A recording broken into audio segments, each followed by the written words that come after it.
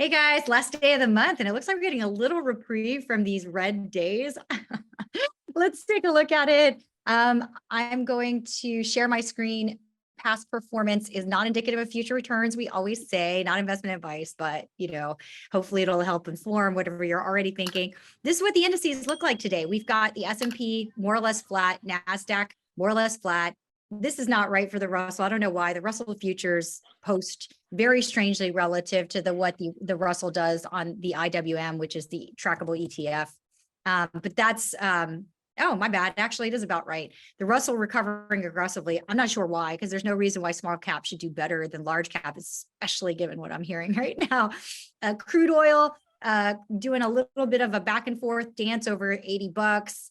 Let's see how long that can go. I'm just saying, I don't know if people know, but the hurricane's located in Florida. Right next to that is the Gulf of Mexico. And guess what didn't pump oil in this last week during the hurricane? I'm just saying. So I don't understand what that's all about, but is what it is. Okay, let's look at Finvis, one of my favorites. I need to actually reach out to them and get a conversation going with them properly, because I do like their product a lot. We're seeing more or less some recovery in the marketplace. I actually went long Tesla this morning when it tried to make a dive for 260. What really happened was CarMax ate it on the quarter, ate it. And that's what I'm going to do is I'm going to talk about CarMax and Carvana in just a second. And really, this is the first company to come out, report earnings, because they are an early reporter. They will report again right before Christmas, because apparently there was a little bit of a holiday season buying, even though Carvana says in their 10K that the seasonality is strongest in the first quarter, not the fourth quarter. So it just depends on when you report it. And nonetheless, they ate it hardcore this morning. And so that took Tesla down to 160 almost. But I can't tell. I can't tell if this is differentiation or if there's something more going, but I will show you what I saw, because there were certainly some strange things in this earnings report, of which I was surprised that people didn't discuss the ones that I would have cared about. What else do you want to do before we get into it? Yeah, next week on economic data, it's kind of a worthless week as far as economic data goes. And then you go into what was historically called Columbus holiday. I think we're going to have to rename that as a nation because of its controversy, but nonetheless, the bond markets tend to close on October the 10th. So we do have kind of a strange first start to October with very limited any kind of real economic data that's going to matter. You've got PMI early on, construction spending. These are just the final numbers. So you're getting PMI numbers all along here. This shouldn't, unless this is something crazy, which could be because we've had really strange numbers come out, that shouldn't do anything. Job openings, factory orders, none of these are really like aggressively leading indicators unless they come out super strange, but I can't imagine that they would. I will be monitoring the trade balance, because I do think that soon here, and we kind of saw it in the GDP numbers, we are going to start to see more exports from the United States to other nations. That's despite the strong dollar argument. I think this is potentially, I got really mixed feelings about it. I know the market will trade how it will trade, and it will do so until such a time as earnings come out from these companies. And then the thesis will be more clear for folks. But I really think that we will export, because quite frankly, Europe can't make stuff right now in any kind of meaningful way at an advantage to the United States. Their energy cost is way too high. They got labor costs out the wazoo, and it's not a good time right now in Europe. And I think we'll benefit from it, but we'll start to see some of that in the international trade balance numbers that come out. And then for the rest of the week, we got consumer credit on Friday at 3 p.m. So you can't really hold your breath through this market. This consumer credit number is going to matter a lot. Whether or not people watch it or not, it's another story, because 3 p.m. on a Friday is a tough one. But I'm going to tell you why, and I'm going to show you what I saw in CarMax that bothered me a whole lot. Next week on earnings, though, by the way, we've got Lamb Weston, Conagra, McCormick and Schmidt. Sorry, I always say it wrong. And then Constellation Brand. So it's a food week is what it is. I care, of course, because, I got positions in grain as far as that goes. And also, I've been trying to figure out precisely how things are going to happen and why they're going to happen, the way they're going to happen. And I think that the food companies will really be ready to tell us. Of the three, Conagra is definitely going to be probably the most interesting to me. Lamb Weston with these potatoes, there's such a turnaround story. And honestly, I don't think that the management team has been convincing. Let's call it that. I don't want to take anything away because some of those people are way more impressive and more accomplished than I will ever be. So, you gotta be careful who you throw rocks at as far as that goes. But nonetheless, I have not been thrilled with what Lamb Weston is doing. They've got the potato business, and in fairness, part of their issue has been that restaurants haven't been opening up fully to French fries, because one of the biggest parts of their sales is French fries to restaurants. But nonetheless, they'll report on October the 5th, and Conagra will actually matter a little bit more, given they have a lot more grain exposure to give us. Constellation and McCormick and Schmidt, really Constellation will tell us a little bit more about how the consumer's spending. He's an excellent CEO that does amazing macro, so I'm interested to hear what he says. But will I be playing in front of these? Not unless something crazy happens in the market that makes them that interesting, because they all scare me. Okay. Now, let me show you what I saw in CarMax, because whether you play in CarMax or not, it's getting clobbered today. And I wouldn't necessarily touch it because, quite frankly, I don't necessarily understand what happened per se this quarter. Let me show you. Okay, this is what happened. These were the earnings that came out. Big drop off is what, so revenue was up 2%. So they did, but it was not off of higher volumes, because remember, they're charging more per car, but they're not getting gross margins on it because gross margins were down 10%. So despite this shortage, despite all this other stuff, their gross margins were down 10%. Now that is something else, for lack of a better way to say it, especially since net income was down 57%. So their SG&A was actually higher. Okay, that bothers me. And it bothers me as well, this line item right here, CarMax Auto Finance Income. Now, Carvana does not break it out as clean for me, but unlike some of the true haters of Carvana, I am not a hater, but I'll show you what I saw there. But this down significantly from last year. This is down almost 17%. That also doesn't make any sense to me either. And I'm going to show you. So remember, the autos industry, it's not like other retail industries. What we care about in the auto industries is whether or not people can pay their car bill. Okay. And it's a really, this is a really special business in the sense that everybody needs a car. But in the used car business, you got people that legitimately need that car, but may not be able to pay it. And there's lots of things that are going on there. What these guys historically do is they'll go ahead and originate the loan, and you'll look at loan origination numbers. This is true of both used and new cars, by the way. They'll go ahead and originate the loan. Then they got to pass that loan bundle over to the banks. That's what it is.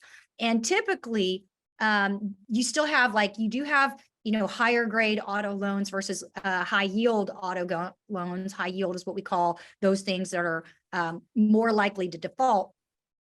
But this industry has gone through many, many periods where those losses can be significant. Now here, I'm not seeing the significant losses yet, but I sure did see an uptick. Now, CarMax is going to be one of the higher quality companies within auto loans. I'm just going to say it, okay? And I don't mean that they will be holding the loans, because they are absolutely passing it off. But the one thing CarMax doesn't do that even some mom and pop shops have to do is they don't do stupid stuff when it comes to origination. And it's one of the core things that allowed them to come out of some of these periods like champs. So I have a lot of respect for this management team, despite the fact that they're in a tough operate environment. So I'm not really ready to talk smack about them, except that, do I come in and grab it here in the weakness? No, because they just told you it's a little bit weaker than normal, and it dropped off aggressively from July to August. Now we're going to talk about Carvana in just a second, so you can kind of see the difference. Here's their balance sheet. This is what, okay, so inventory we look at. Inventory numbers are down quarter from the previous quarter. So the drop off that they're seeing in sales is being met with them not trying to re-up aggressively on some of the cars, despite the shortage that we know to be happening. Now, they don't really sell a lot of, they don't, the breakout used vehicles still going well. Wholesale vehicles, which was a business that was doing really well for them, is not doing quite as well now. Wholesale vehicles in the context of CarMax is going to be folks that need large fleets of vehicles. Oftentimes it might be smaller rental car companies, or it could be a rental car company, and they're just passing through some of the sales. They also mentioned that there was less servicing revenue, which doesn't show up as a separate line item. So I'm not sure if that's just baked in a certain way. That was kind of interesting. But really, it's this, it's how aggressive they felt about how things were dropping off that I really wanted to highlight for you. Loan receivables uptick on a 2%. This is much higher than normal. That's where we start to kind of see, hey, are the banks taking down this debt or not? You know, that's kind of what it is. Or, hey, were there some weird things happening in financing that you starting to try to tell us? So that's the first place as we look at auto loans receivables. And then we also look over in operating cash flow and we can see provision for loan losses, huge uptick. Now, historically 11, that, you know, we got to kind of look at what the total provision is, but this increase does tell you that they're worried about it. And that's a big deal. And then provisions for cancellation of reserves. This also, between the two of them, you're still seeing some concerns that we're going to have weakening credit quality. And so they're going to go ahead and start provisioning for some of that, which is why CarMax typically doesn't have, like, you know, we'll watch it quarter by quarter, but they typically don't do what we call the stupid as relates to the fact that the autos business is a very special animal when it comes to the debt components of it. Now, Tesla tends to go to a higher end customer anyways. I can't see them having this issue. Ford and GM, again, they're a little bit of a different animal as well. And especially the mix as well, because with Ford, because they do business type vehicles that would go to municipalities, et cetera. So you're gonna have the same kind of mix on financing as far as that goes. But additionally, because they're a new car sales, it looks a little different. But this right here is the first glimmer that I've seen, even with last quarter, all of the banks reporting the uptick in loan loss provisions was very small relative to deposit growth, relative to everything else you look at in the banks. This is not small, okay? And that's the first glimmer we've seen thus far. So we got to watch it. And this is part of the reason why I am a little bit worried about the banks going into this earnings season. I think it's going to be bank by bank, and it's going to be a function of their deal and how their mix is. Now, auto loans is not a huge component of every single bank, okay? Some of the bigger banks actually do take exposure to auto loans, but if you look at the total loan book, it's not that big. But it is one of the number one places that you will start to see it first, because that's just how it is. You know, lack of a better way to say it. Carvana. Now, I want to show you how different it is, because really what CarMax said was that this dropped off aggressively for them from the end of July to the beginning of August. Carvana reports, their last reporting was June the 30th. So we don't actually know whether or not Carvana's seen the same thing. And it was weird because at first this morning, Carvana traded up. I should have just smacked that with some shorts, but I did not, unfortunately, because I was too busy trying to get Tesla at 160 or something like that using options. But nonetheless, here's what we saw in June. Things were fine for Carvana. We had, I should have just put this so I don't have to do the math. I think it's like a 14%, 15, y'all, you can do this math in the background, increase in revenues. We did see a decline already in gross margins, and that's been a trend all year long in gross margins, but you know, they just didn't sell enough to make up for the gross margin compression coming in here to actually increase gross profit for the quarter. That bothered a lot of people, no joke, for lack of a better way. And I will tell you, there's a lot of value people that are hardcore Buffett fans. I get it. And I love hearing what they say because their work is so clean when they do it. Superior to mine every day of the week. But there's a lot of haters of Carvana. I'm not going to go all the way to the hate camp, but that's because they've been fueling this massive growth to become the number 2 seller of automobiles in an incredibly fragmented industry. So you still get this massive net income loss every single time they report because they're fueling growth.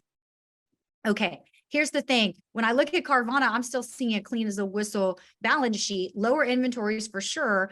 This increase in financing receivables isn't greater than the revenue gain.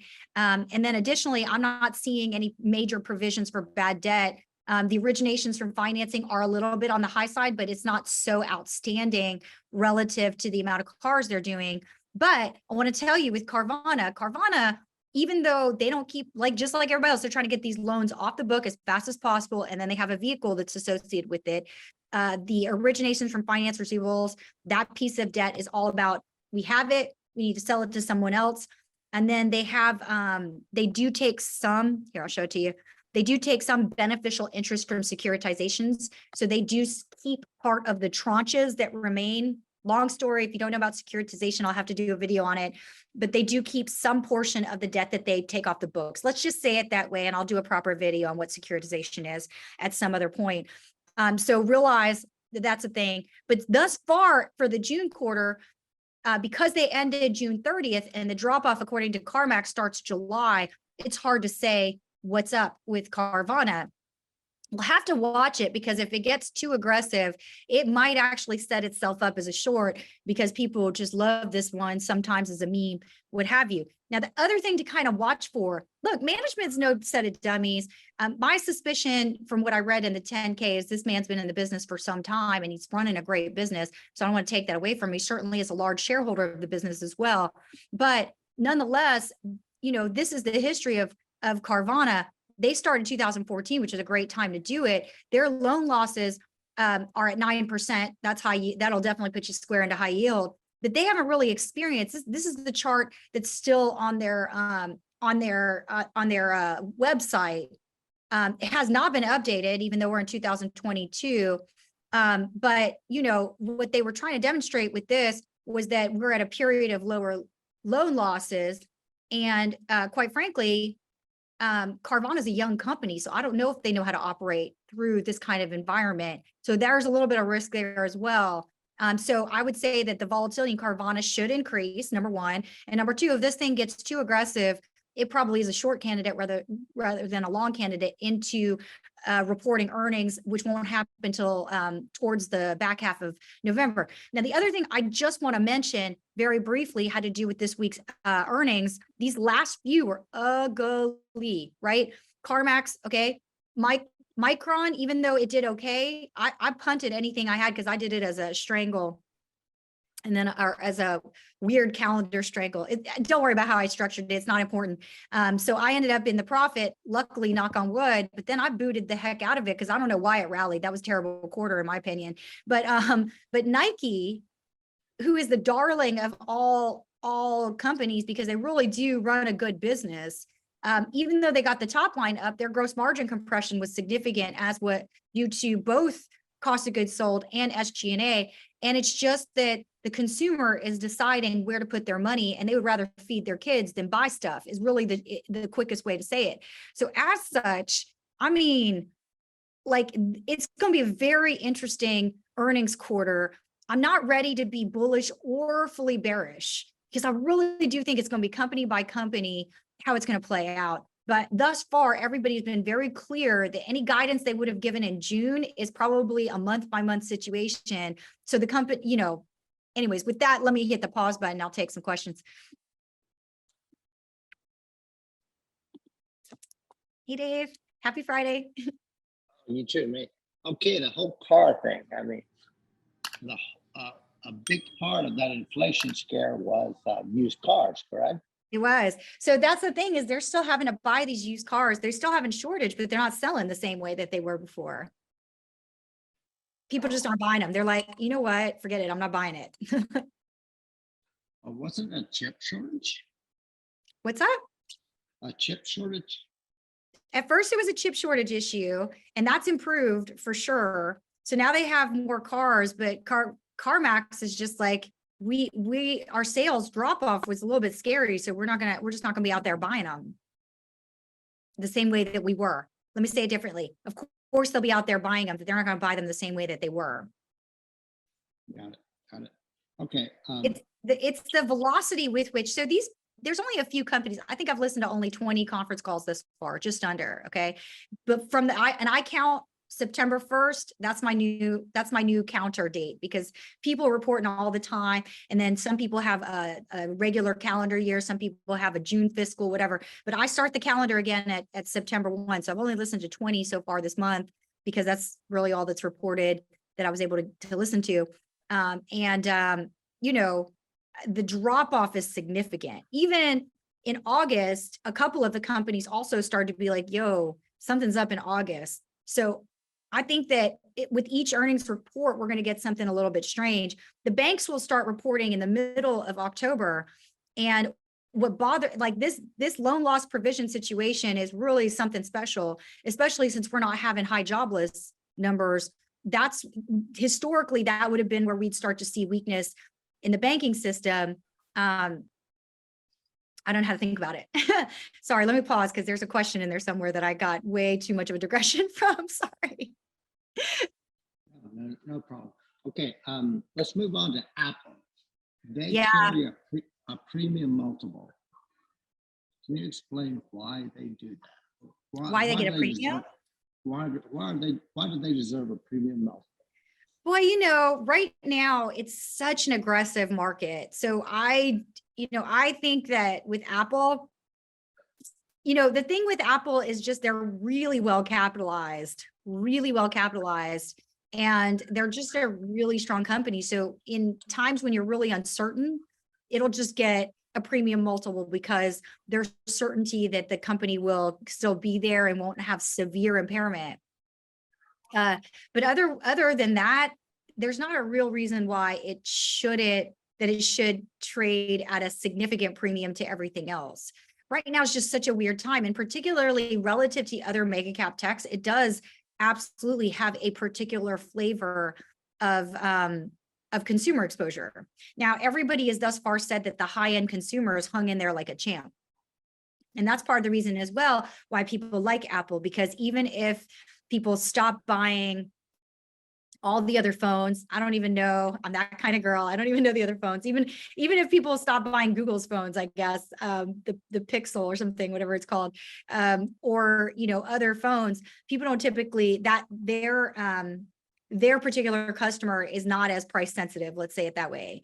It's the incremental bottom part that would come in and be price sensitive. But remember, that's probably more the used market than it is the new market, which is their primary bread and butter. So, you know, that's why Apple gets a premium, is because of specifically where it sits within consumer, as well as the fact that it just is so well capitalized that they could like weather quite an aggressive storm. Do I think that Apple's business is going gangbusters right now? I do not. And do I understand why it got a little bit clobbered? Yes, I do. Do I think if you're a long-term holder of Apple, you sell it? You'd asked me earlier, do you think Warren would ever sell, or Mr. Buffett, sorry, Warren Buffett would ever sell his Apple? I can't see him doing that. You know, I could see him potentially hedging, because everybody pretends like he never uses the options market, which makes no sense to me, because of course he uses the options market. I could see him hedging it, but I can't see him selling it. No, I was thinking he might be buying more. I think it has to get a bit cheaper. Is he maxed out on his position? Well, if it were me, you know, not if it were me, if I'm understanding his whole deal, right? His own stock is trading at way below book value. His stock's trading at 270, where he would naturally be a buyer of his own stock. That would be to me, that's a way better use of capital for him than even Apple, because if you look at the beauty of the Berkshire business, which I absolutely have to do a video on, is that the bulk of it, 2/3 of it, is privately held companies that cash flow just fine. And as such, you know, that's the piece that makes the most sense. Plus, he's already worried about these index funds and how they own so much of the company that they actually, with just a little bit of strange behavior, could take ownership of pretty much any big cap company. Now, he doesn't want to have any of that happen to his company. I think that's part of the other part. I have a video on this. It's the 4 things that people ignored. I don't know, something like that. I got to memorize the names of my videos better. I'll try to link it at the end of this. But my suspicion is that the man has so much money. Every single year when he does the annual meeting, he'll tell you how many like hundreds of billions that he keeps in cash for market declines. You know, the only thing that I can imagine him doing is further selling off his banking exposure, because there's no reason he needs those banks right now. But I can't see him necessarily buying more on the public sphere. I could see him holding capital. And that's about it. Holding capital, buying back his own stock, or buying more Oxy. Those are the 3 major things I could see him doing. Oh, cool. Thank you. I mean, I think too, the other thing that he might like if he gets a whiff that China resolves itself, I could see them going back into the Chinese market because Charlie loves the Chinese market so much. Mr. Munger, I really shouldn't call these guys by first name, but I feel like I've read so much stuff. So my notes always just write their initials very quickly. But yeah, Cool. I don't know. Yeah, China. What's Baba doing? Bob is all over the map right now, and Baba will be all over the map because, you know, until like, I think Bob is going to trade more for people. Like, I think at these levels, you have a bet. Your bet is that this will resolve itself between the US and China. There's at these levels, given where it's trading at 2 times enterprise value to EBITDA, it is definitely pricing it, even more so than any other tech company, any other retailer. It is fully pricing in GDP weakness across the globe. No question, right? At 2 times enterprise value to EBITDA, that's a truth. So if you're owning Baba right now, you're owning it as a wild card in case China and the US that we make some progress, any progress whatsoever. But Yeah. and I think that part of the reason it doesn't show up so crystal clear for investors is because they've already, I'm pretty sure Berkshire swapped all of its Baba exposure into ordinary, so it wouldn't report the same way. It wouldn't look the same way on in the statements. Yes, Disney back to 96. What's that? Disney back to 96. I know. I got to take a close look at Disney. Oh man, you know, all of the thing with Disney that's just tough is the consumer is just so weak right now, and that hurts them in a couple different ways. But it's always awkward because clearly the consumer last quarter made a choice between Disney Plus and Netflix, and Disney won. So I don't know how to think about it. We'll have Netflix coming up, so I have to do one on Netflix, and Netflix has gotten clobbered. You know, I'll do a proper video on Netflix next week. That gives me good ideas because I have to do, I have to prep for next week anyways, because we're still out of earnings season. Yeah. I think I want to have cash. I would want to have cash right now, and just next week, you know, there's nothing between now and the next 2 weeks before earnings season starts in legitimately that would do anything other than create lots of volatility. So I would want to have cash over taking opportunities. The only exceptions to that might be the stuff that I'm buying for the dividend for the long term.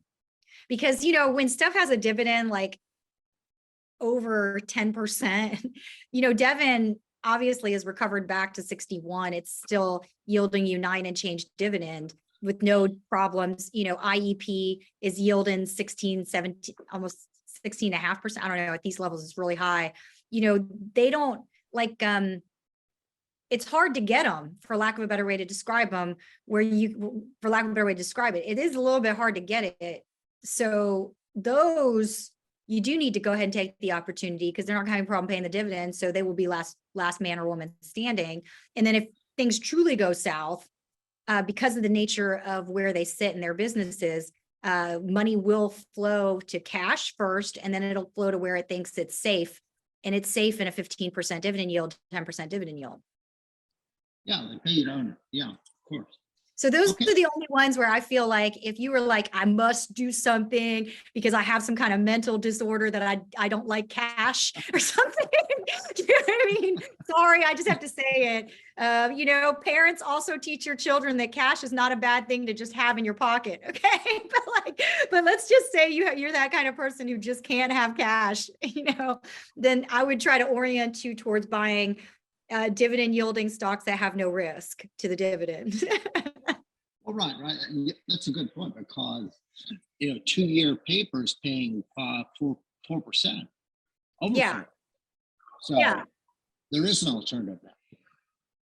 Yeah, 2-year paper's paying that. Plus, just remember, I think that if things continue a certain way and we can get a hold of this inflation, rates, there, you know, like as much as people, if you looked at, I can't wait till the next FOMC meetings come out, because one of the things that people don't look at is the spread of where people think rates is going to go. And it used to be a fairly narrow band, but because of all this market uncertainty, that band has widened a lot. There are some folks that think rates are going to go up, and there's even some models that suggest it's going to go down because of the way that inflation is trending currently. So, you know, that would mean that we would be lowering rates, not, or you know what I mean? So that's not a zero probability event.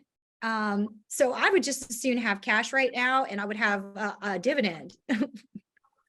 Yeah, that's a good strategy. Thank you. Yeah. Amanda.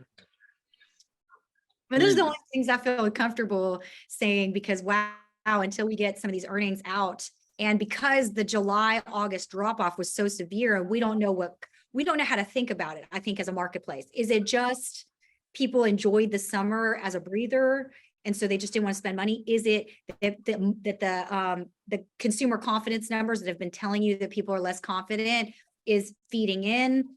Is it that people are you know, what is it that's making people not spend? It certainly isn't they don't have access to a job, because we've been seeing great jobless numbers despite all odds. And the savings rates has still been pretty good. So the drop off, until we hear from the banks what they're seeing on the savings rates and whether they're starting to see loan losses tick up, and then the consumer credit companies that come immediately after them, it is like, I'd rather have cash right now. Strategically. good deal. Thank you, man. All right. Happy Friday, guys. Enjoy the weekend. Bye.